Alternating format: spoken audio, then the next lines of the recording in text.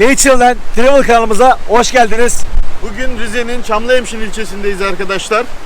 Bir taş köprü bulduk, burada bir çekim yapalım dedik. Nereye devam ediyoruz Engin bugün? Zilkale'ye Palavra Şelalesi'ne devam edeceğiz. Haydi. Şu an Zilkale'ye doğru çıkıyoruz. Kaptanımız Emre ve Yaver Engin'le beraber. Zilkale için basit bir yol tarifi yapalım.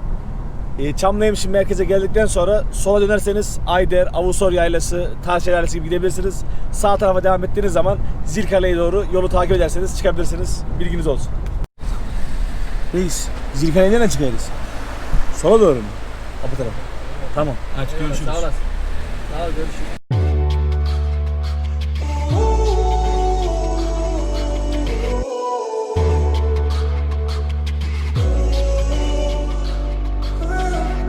Stumbling home, we don't know where we're going.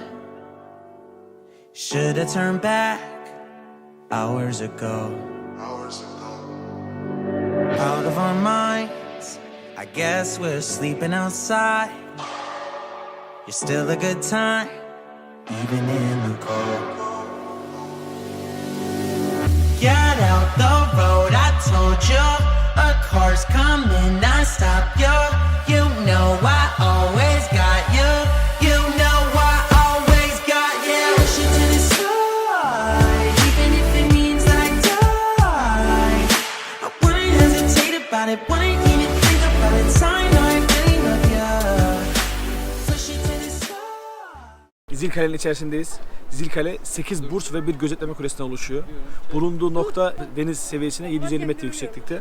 Ve dere seviyesine, Zil Deresi'ne yaklaşık 100 metre uzaklıkta. Zaten ismini de Zil Deresi'nden alıyor arkadaşlar. Yapılış amacı da buradan İspir ve bölgenin yol geçiş güvenliğini sağlamak. Bu Zil Deresi'ne kendi kalenin içerisinden inen bir merdiven var ama şu an ziyarete açık değil. Bu bilginiz olsun. Ayrıca buranın yapılışıyla alakalı iki rivayet var. Yapılış tarihi net olarak bilinmiyor. Ne tarihi biliniyor ne kimin tarafından yapıldığı biliniyor. Biri bölgenin derebeyliğini yaptırdığı, diğer rivayet ise Trabzon Rum İmparatorluğu tarafından bunun yapıldığı söyleniyor. Ama mantıken bir derebeyliğin böylesine büyük bir kaleyi yapacak bir maddi imkan olmadığı düşünülürse büyük ihtimal Trabzon Rum İmparatorluğu zamanında yapıldığı düşünülüyor. Muhtemelen ve arkadaşlar Osmanlı İmparatorluğu'nda geçiş döneminde burayla beraber 2 tane top Kalıyor kalede. kalede kalıyor. Fetihten sonra. Sonra bu toplar 1976 senesinde Trabzon Müzesi. Müzesi'ne teslim ediyorlar. Onlar da orada sergilenmeye devam ediyor. Merak edenler için müzeden gidip görebilirsiniz.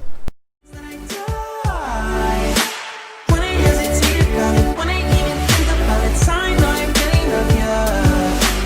Wheels in your hands, I guess we need a new plan. There's a motel a mile down the road. Finally can stand, backed and still looking for dry land. Jump on my back, I'll take you home. Burası kulenin yayın olarak, turistik olarak çıkabileceğiniz en yüksek noktası. 4 katlı kule. 4 katlı kule olarak geçiyor.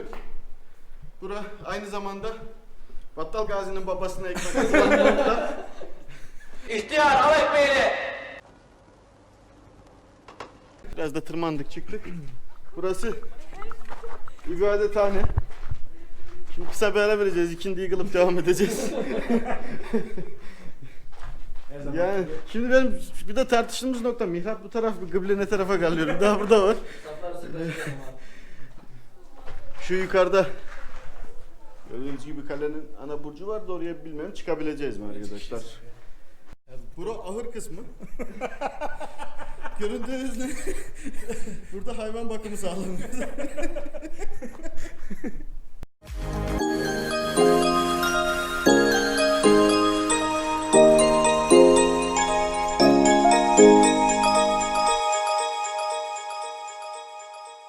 Burası Zilkale'de tapınak şövalyelerinin oturup dinlendiği, mangal yaptığı kamelyalar.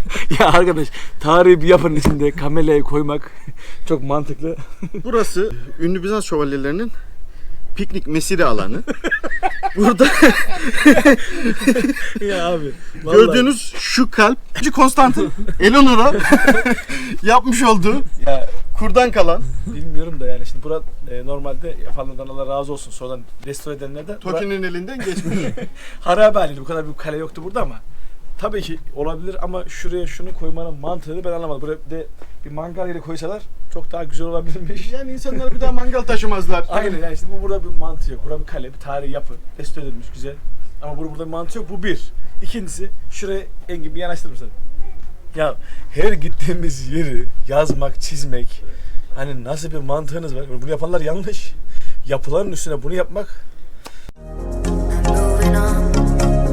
I know times are tough, but I've had enough. I'm moving on. I'm moving on.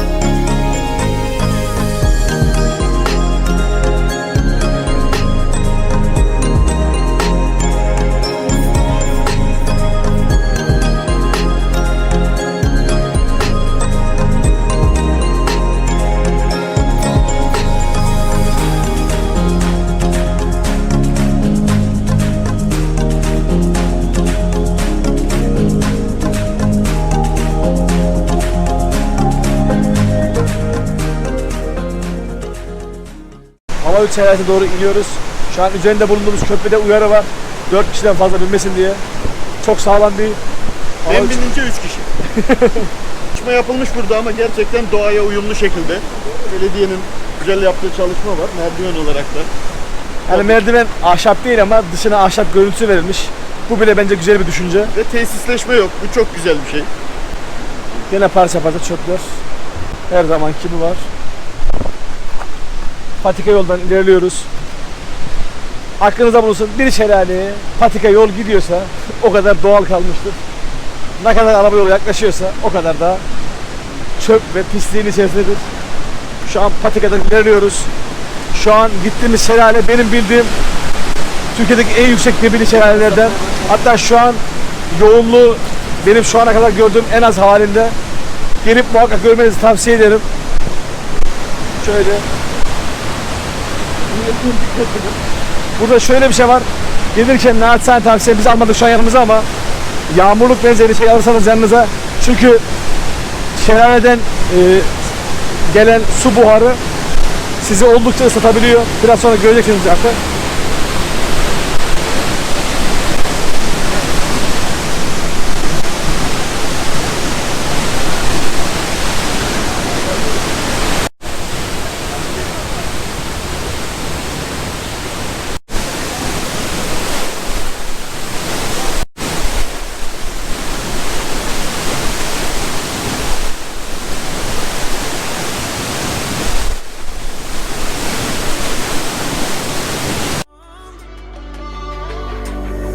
You know I always got you. You know I always got you. Push it to the side, even if it means that I die. I wouldn't hesitate about it, wouldn't even think about it. Time I really love you. Push it to the side, even if it means that I die. Wouldn't hesitate about it, wouldn't even think about it. Time I really love you. Love you.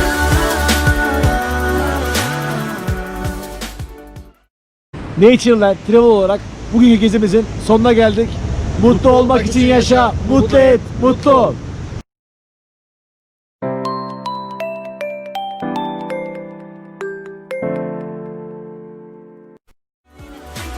Time I really love you. Always got you. Push it to the side, even if it means that I die.